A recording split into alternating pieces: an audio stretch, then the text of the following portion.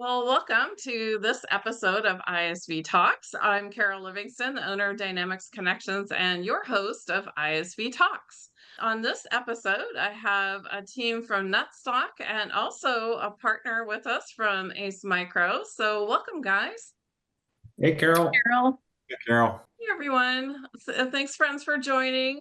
Could you go around and let's just start with Dawn here. Introduce yourself. Tell us a little bit about how long you've been with the company, maybe how long you've been in the dynamic space.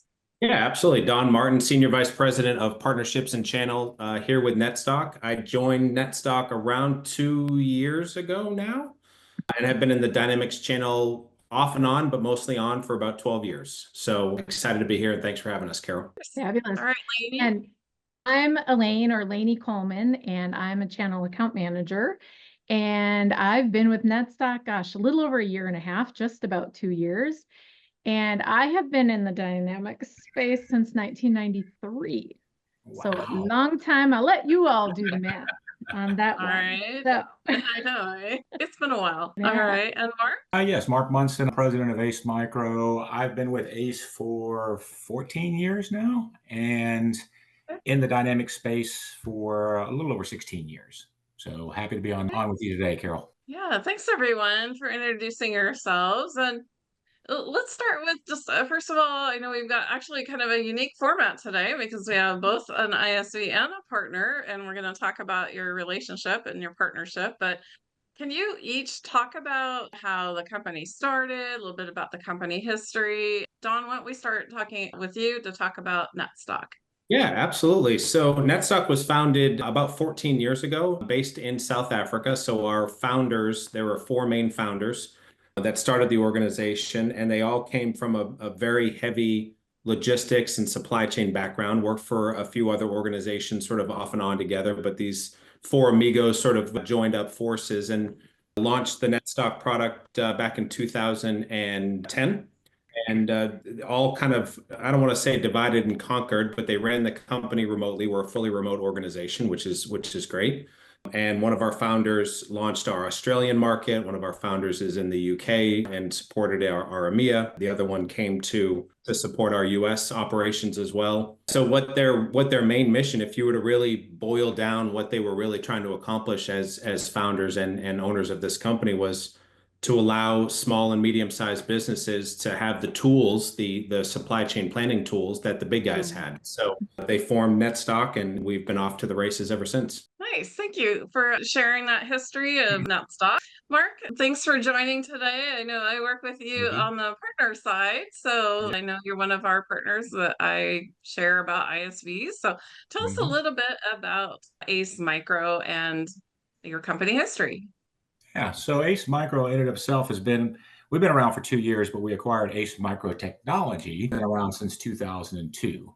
And so as Ace Micro Technology, we were actually a Great Plains. This is where we date ourselves a little bit. We were Great Plains resellers back when Great Plains was still an independent company and Microsoft was not involved. And so once Microsoft bought Great Plains and brought it into the Microsoft fold, we became again, dating myself, a Microsoft Business Solutions provider, an MBS partner, and have been such ever since. We've grown our presence in the Microsoft channel to include CRM, to include Business Central, getting into the Power Platform and Power Automate and Power BI and those types of things. So been around for a while and continue to grow and learn and to better support our clients. Awesome. So a longtime Microsoft Dynamics partner. So thank you. Oh, yeah.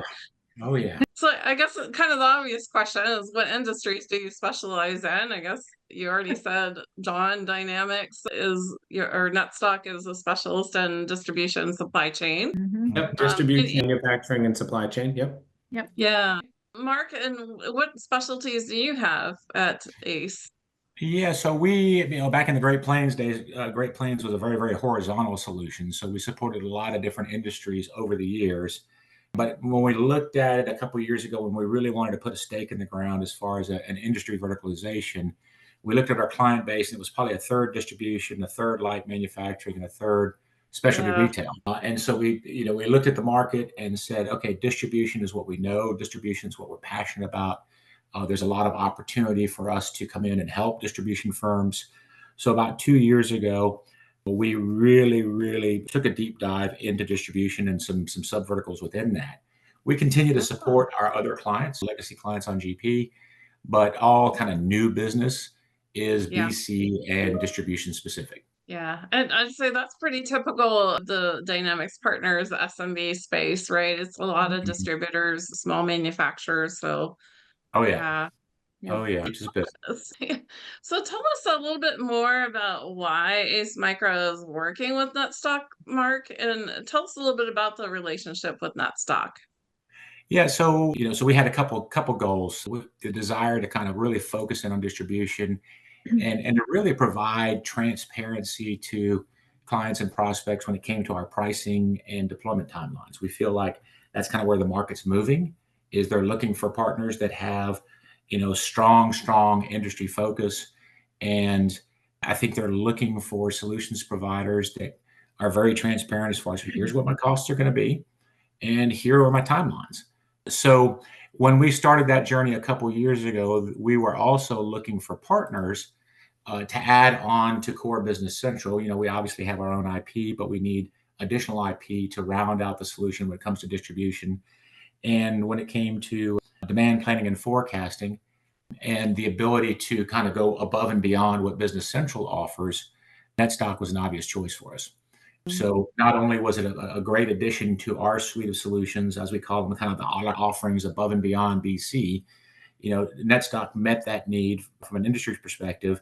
And then I worked with the team there to come up with some nice options where we could be fully transparent about what adding NetStock to your BC solution would look like from a cost and timeline standpoint. And they worked with us very closely. We have them listed on our website and promote them on our website. And so it's been a very nice partnership. And so that maybe you can all tell me a little bit about the synergies that you were finding between your organizations. So, what are you working on together right now?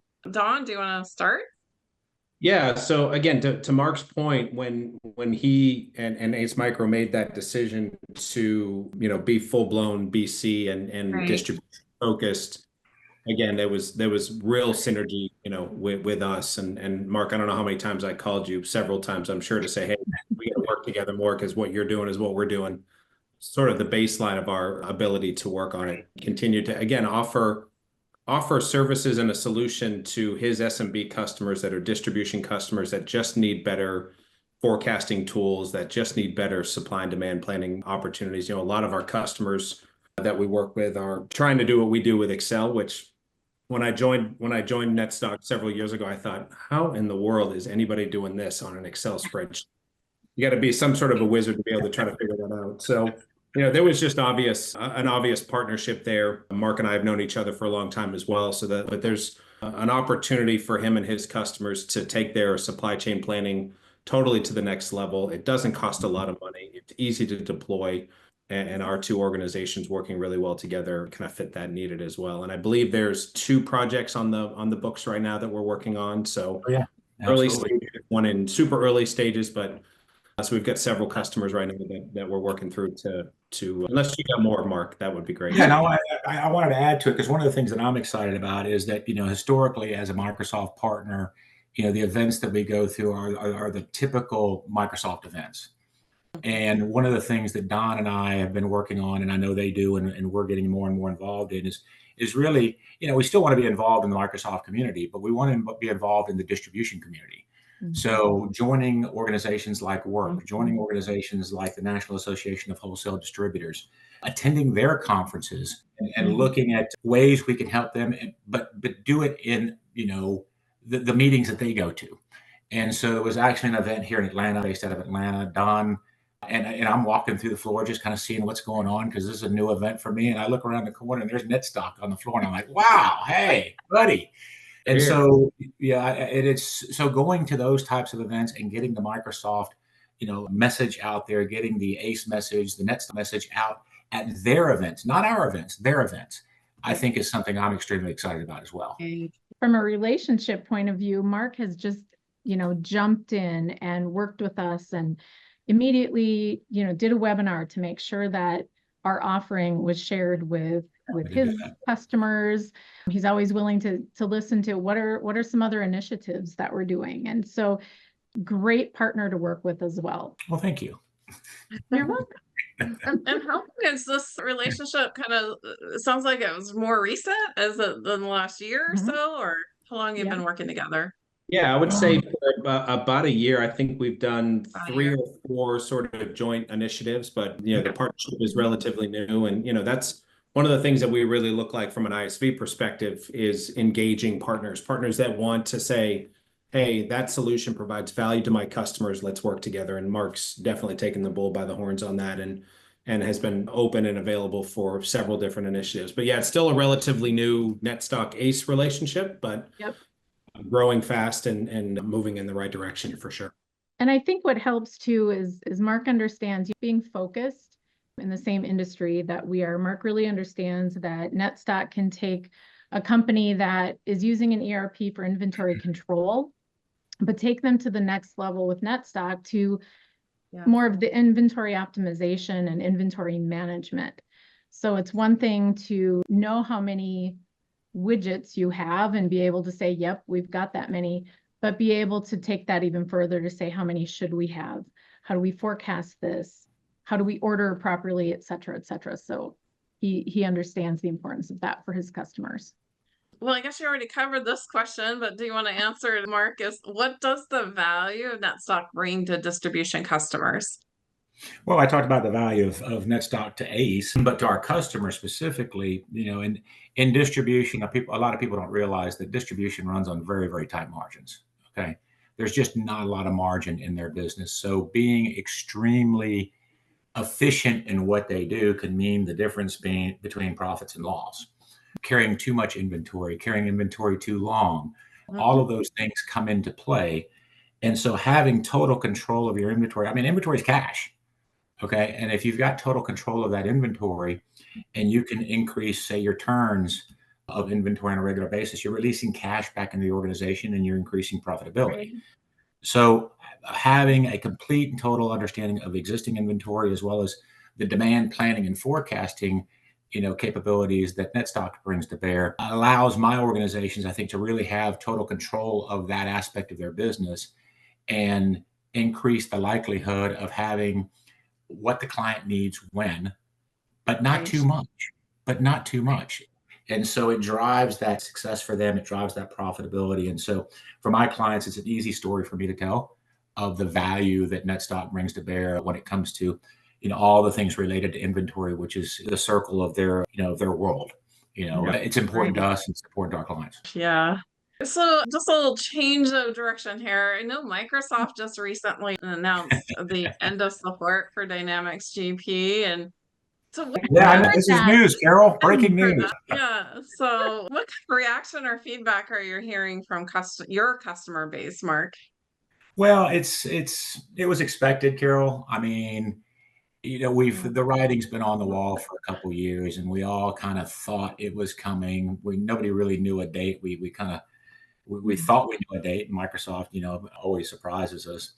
So, I can speak for Ace Micro and say that we've been very, very transparent with our clients, and we've been talking about this for several years.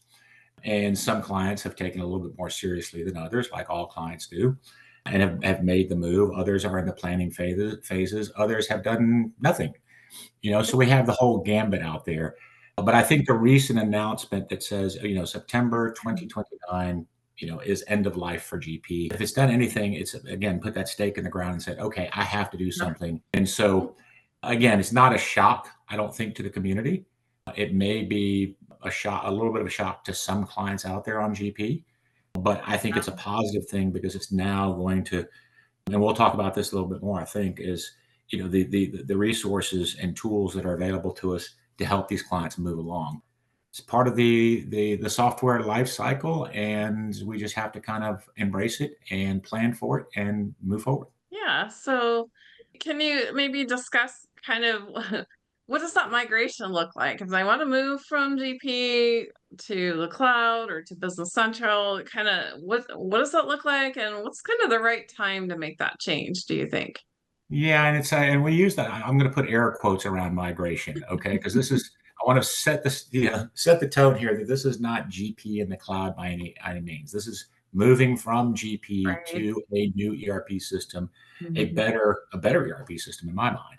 Nothing wrong with GP. GP was wonderful in the 80s and the 90s and the 2000s, but technology has progressed tremendously, and Microsoft's done a great job with rolling out Business Central. But there are things that you need to plan for in this migration. And it's not something that just kind of happens overnight. So discussions need to be had with your partner as to what's involved in it, because there are a lot of things involved. It's an opportunity to not only replicate what you have in GP in BC, but also look at this as an opportunity for some process improvement. And what are the things that we can do now quicker, better, faster because the technology?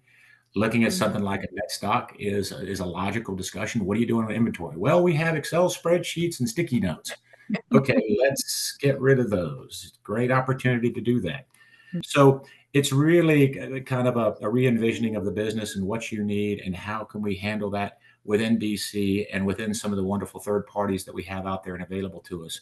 But there is a very, very systematic process that we go through with our clients to kind of get them prepared so that they know at the end, this is what it's going to look like, and they can plan as to when it makes sense for them. Yeah. As far as timing, Carol, I like to say that, and I did a presentation. Don was actually at it a couple of weeks ago at the Directions North America Roadshow here in Atlanta. I like to kind of tie it to what I call a spend event. And a spend event being I'm on GP and I need to upgrade to a more current version because I can, and I'm paying my annual renewals, because third-party ISVs are not supporting those older versions, because maybe I need to do a software and infrastructure upgrade. So I got to spend money on hardware. I got to spend money on Windows Server licensing, SQL Server licensing. So rather than spend money on that stuff, okay, why don't you save that money and spend it on the migration? Take those funds and apply it towards your future versus putting Band-Aids, and I see the Band-Aid in the back on Laney's wall there. But stop putting Band-Aids on the past and let's take those dollars and apply it towards your future. And so that's what I mean by a spend of it. Try to time it with that. And the return on investment is much quicker, is what we've seen, Carol. Yeah. And Lainey, how about on the NetStock side? How has NetStock helped customers kind of make that move to Business Central? Yeah, Carol, it's a great question. And the good thing is if you're already using NetStock and you're on GP, you can move to BC. It's, change is scary. We don't want it to be scary. So you can move from the GP to BC. The information is taken, the historical information is taken along with it. So you can work with Mark, get everything in BC going, and we still have that historical information within NetStock. So, I mean, there are probably a lot of people that, are like, okay, I got to take a deep breath because this change is coming. Like there is a hard date that I'm looking at. We do not want it to be scary. It's an easy path.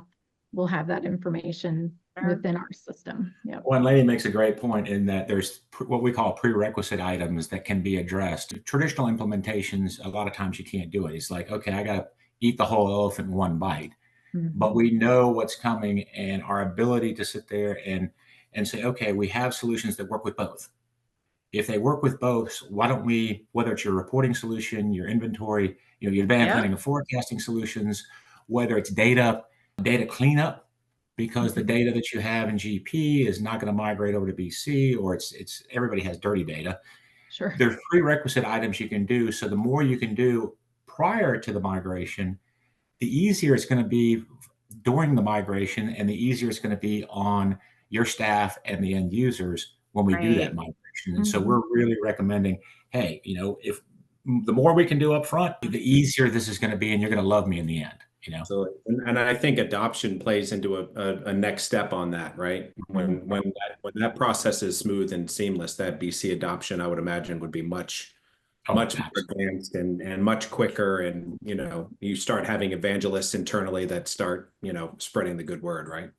Yep. Exactly. Right. So so you could just start with GP, and if that's your pain point is inventory and just getting better inventory control, kind of maximizing your inventory, you don't need to wait until you're on BC. You can start resolving Right. that solution, or, make those improvements Mm-hmm. as you're moving forward. Oh yeah. Yeah, I like how you said it's like eating an elephant, but if you can do it one bite at a time, it's a lot easier. So talk about the licensing side. Is there anything that they need to know about that move from GP and migrating to Business Central later on? Like, can they take their license with them? Do they gotta go credit? Like, how does that work? Yeah, so Microsoft has been, pretty good about working with existing clients that are current on their annual support. So you have to be current on your annual Right. support. And they have what are called transitional promos. So you can actually take those dollars that you're paying, that you've been paying for your annual support for GP, and you go in, you buy into one of these transitional promos that gives you dual licensing rights. So for literally the same cost Um, that you've always paid, you still have your GP over here, your GP licenses over here, your GP support from Microsoft if you need to escalate, but you've got BC licenses as well. And so it gives you the ability to, set up an instance, spin up a sandbox, get in there and yeah, play a little bit, allows us to, and we leverage that when we really start the migration process is we do that yeah, instance in the sandbox. You continue to operate in GP. We build everything yeah. out and replicate the environment in the sandbox. We go through testing and validation, and then we just switch. So the licensing is all there, and there's a nice transitional path so that clients aren't sitting there going, okay, well, I got to cut this one off on this date and start this one up on that date. You don't have to worry about those things. Microsoft's got a Yeah. good plan in place, and your partner should be able to guide you through that. How about the NetStock side? How does that work on the licensing? There's no difference between the GP license and the BC license when it comes to NetStock. Take the previous historical data and we can move it over to Business Central. We don't really charge by user for NetStock, so it's more based off of inventory value versus just number of users. We do have a more manufacturing-based integrated business planning product that is more on the user side of it, but our core product of Inventory Advisor is so that license just moves from the GP over to the BC toolset. Yeah. Yep. That sounds easy. Easier transition. Yeah, running My those technical team's concurrent going to watch this and systems. be like, it's not that easy. You're right. It's not that easy. Sure it is. How does the client know that BC is not enough and now you need a NetStock solution to add on? Because Business Central has some great features out of the box, I'm sure. And Mhm. how do you know when that's not enough? Well, we go through a fair amount of discovery as we're going through this process, and whether it's a migration from GP to BC or whether it's a new client, a net new prospect, there's a lot of discovery that we do prior. So I call it my playing 20 questions, but I'm really going to ask you 40 questions in our conversations to get an understanding Yeah. of exactly what their needs are and where their pain points are. So we are fortunately pretty well versed in having those conversations, but at the same time, we're firm believers in getting our partners in early and often. And so if we feel like, oh, okay, the client's right there at the cusp, and there's a couple things that, we need to clear up, reaching out to Don and his team and Laney and her team and saying, okay, let's have another call, another discovery call, dive into this a little bit deeper. We're all honest, we're all transparent. If it Mhm. makes sense for them to step up to NetStock, we're going to make that recommendation. If it doesn't, we're not going to make that recommendation because clients, Right. we're building trust with these organizations, and we're trying to be trusted advisors.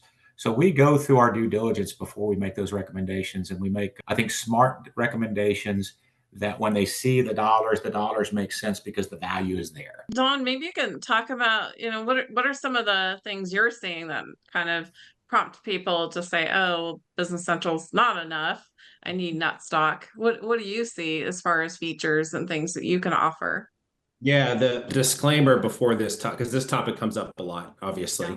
Where does the ERP Yeah. end and where does NetStock begin? And Yeah. where's that value push from one to the other or in conjunction with both? There's a big difference between, and Laney mentioned this earlier, inventory control, which is how many widgets do I have in the warehouse? How many gadgets? What's the weight? What's the cost? What bin are they in? All of the sort of the core Yeah. ERP or Business Central functionality doesn't really, it's way more rear view mirror facing than it is windshield facing, if that makes sense. That's probably the best way to analyze it and look at it. Where Business Central typically doesn't have, now I know people are going to again watch this and be like, well, Business Central can do this if you do, I understand all that, right? But the 80-20 rule is inventory control versus inventory management and optimization are two very different things. Now, we use all of the inventory control data to power NetStock. So we look at things like sales order history and purchase order history and stocking availability and things like that. But one of the other things that NetStock really prides itself with our system is taking the risk analysis of suppliers, too much inventory, not enough inventory, and forecasting accurately. Mark mentioned that if you have too much or too little, that's usually not good either way, right? So things like our excess redistribution module, which allows customers to sort of move product from one inventory warehouse to the other.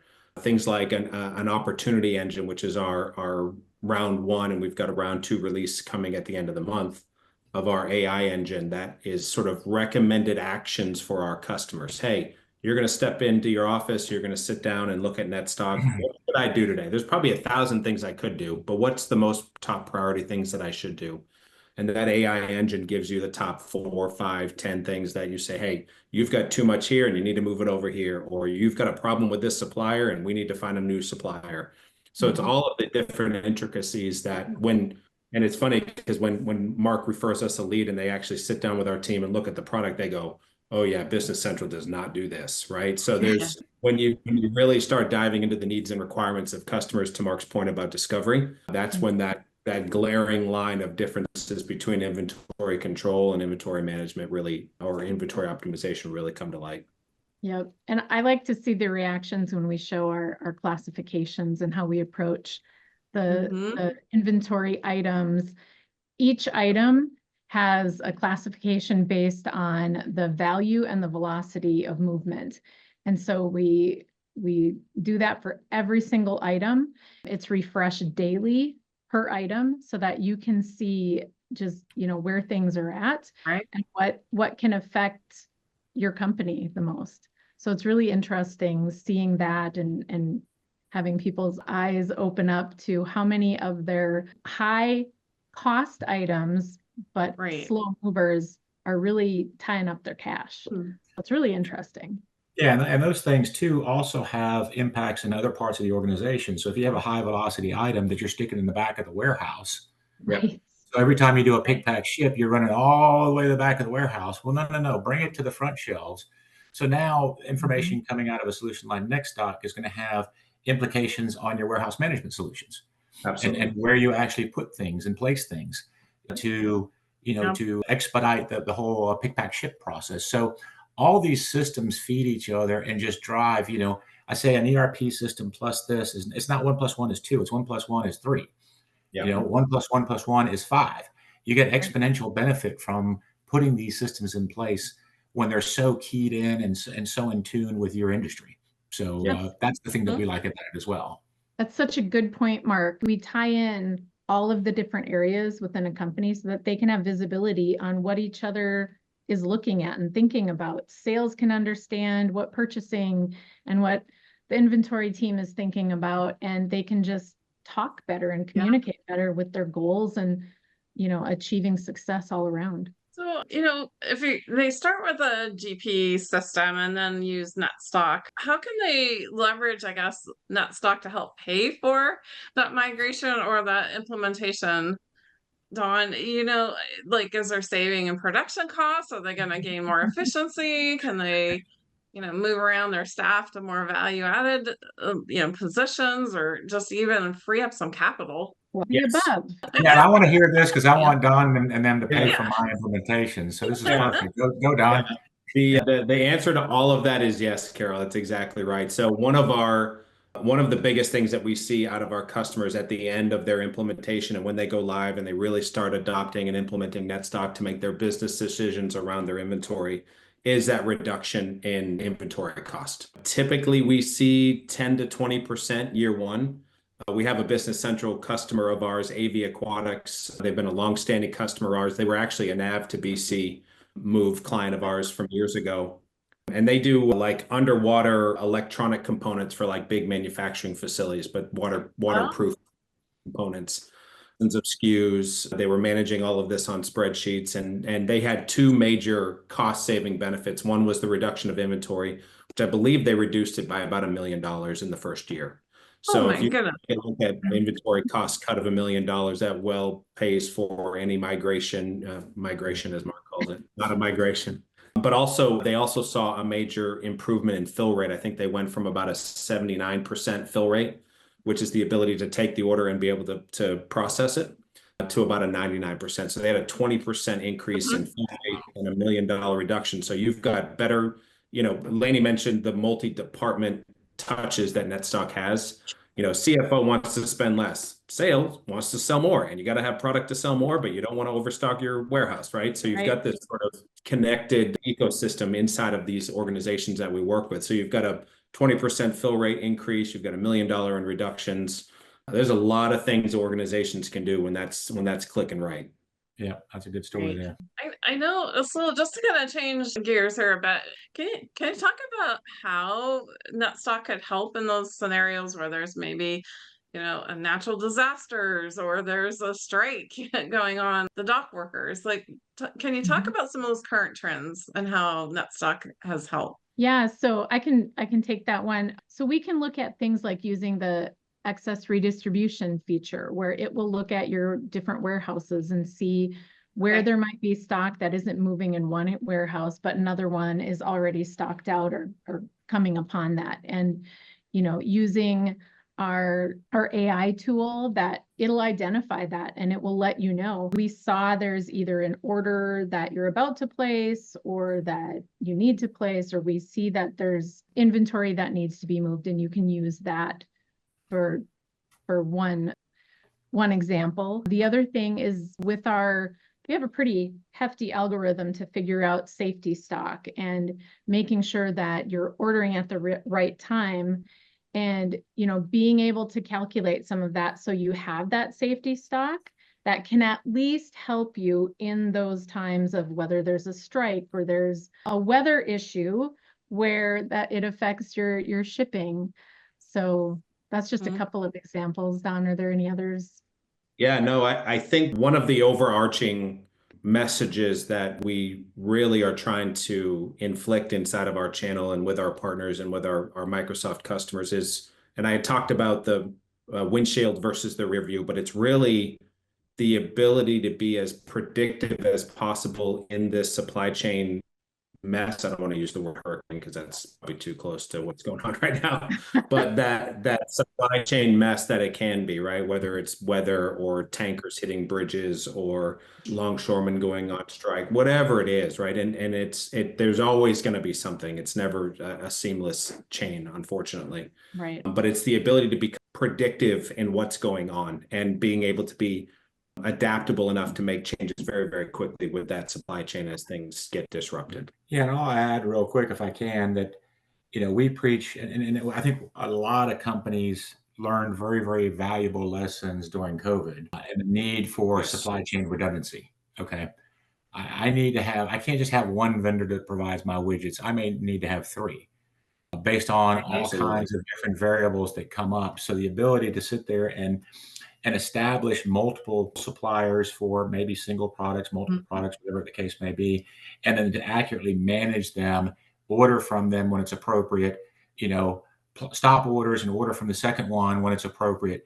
These are all things that come into play for distribution companies, well, all companies, but specifically distribution companies, and the ability to manage that inventory and plan for that inventory, and not just plan what I'm ordering, but who am I ordering it from?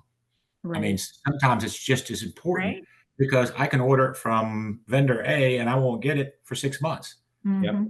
Well, that doesn't help me right now. So we've got to be, and these are all the types of things that we try to address for our clients. And I think we bring a competitive advantage to our clients because they have that intelligence and that flexibility.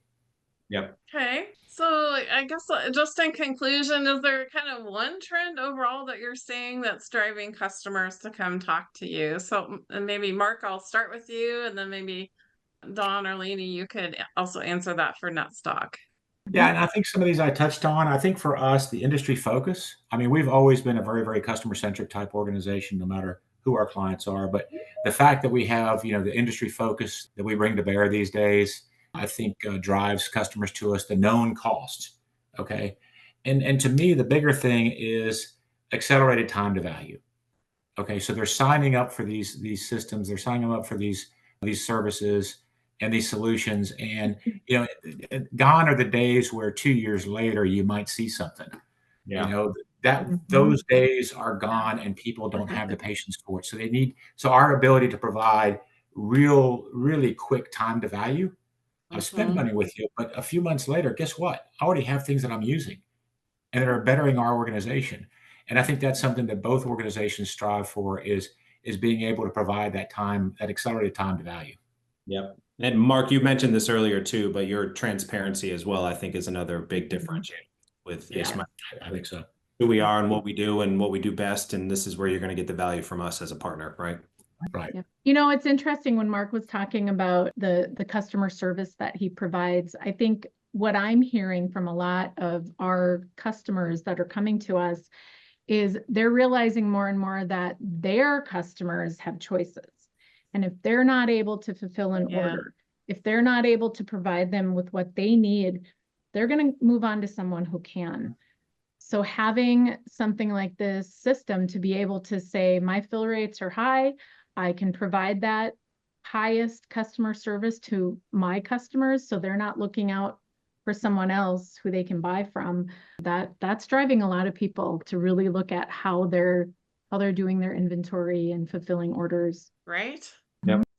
So, well, thank you for joining today's episode of ISV Talks. I appreciate the partnership with both Ace Micro and Netstock. So that was really fun. Thank you for that, guys. Thanks for having us, Carol. Yes. So if you want to reach out and contact Netstock, how do they do that?